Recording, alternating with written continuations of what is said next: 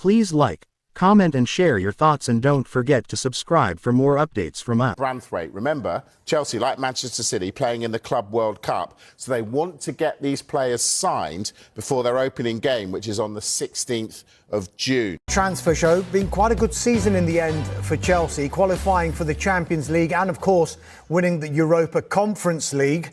But all the talk amongst their fans is maybe a goalkeeper, but in particular, a striker. Carve, how close are they to bringing in one? Very close. I think it's almost done. Liam Delap from Ipswich. They've triggered the £30 million release clause.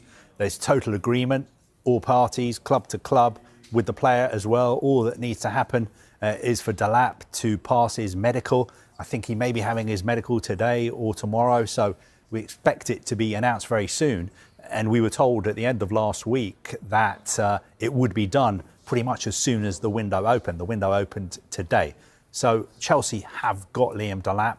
Great deal for them, because I think almost half the Premier League wanted to sign him, and he's picked Chelsea because he really believes in what is happening at Chelsea at the moment. He's got relationships with key people at the club because he's worked with them before at Manchester City, and also they're in the Champions League. And he knows that Chelsea have got a very talented squad, but because they're playing in so many tournaments, you will get game time, and he will definitely get game time.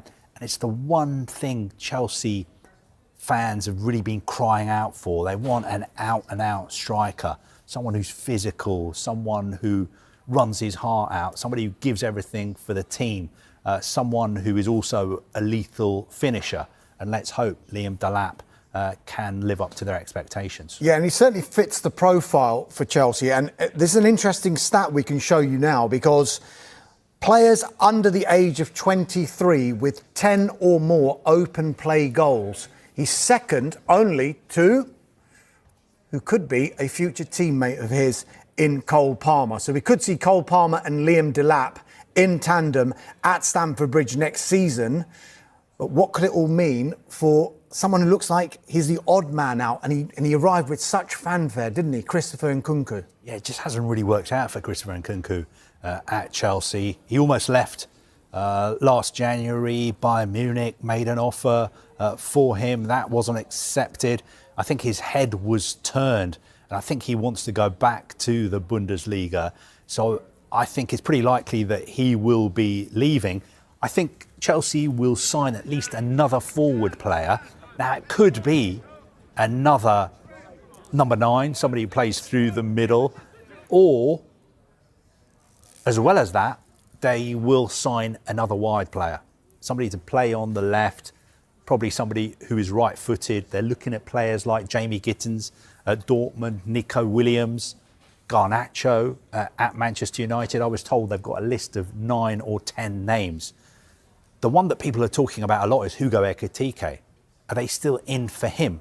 Our colleagues at Sky Germany, they keep reporting. You know, sometimes they're a lot more gung-ho than we are.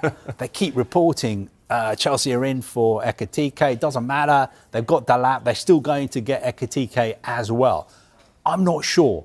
I was kind of told that they are having a serious look at Ekitike, but can Ekitike play in other positions apart from just through the middle? And I think some of our stats people have had a look at his stats and his data, and I think predominantly he plays through the middle. I think a couple of times in his career he's played out wide. So I don't know whether Chelsea are looking at him and thinking he can play on the wide left, but we can use him through the middle as well, or if they're just thinking, no, we don't need another out-and-out striker, let's just focus on the wide player. Carver, you were talking about recruiting a player for Chelsea who could play on the left with a good right foot.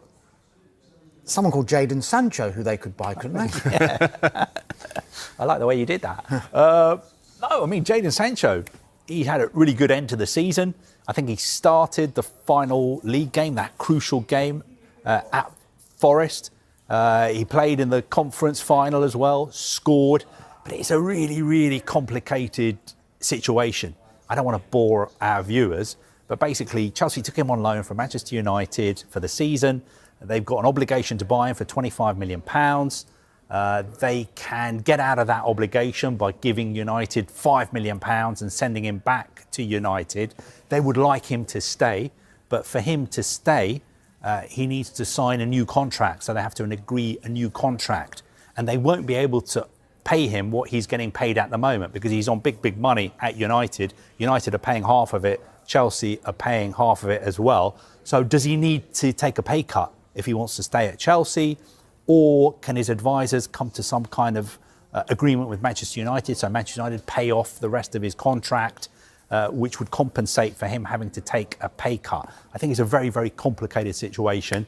I think it's touch and go whether he stays at Chelsea, but some very senior people at Chelsea would like him to stay, but he's got to fit into their wage structure.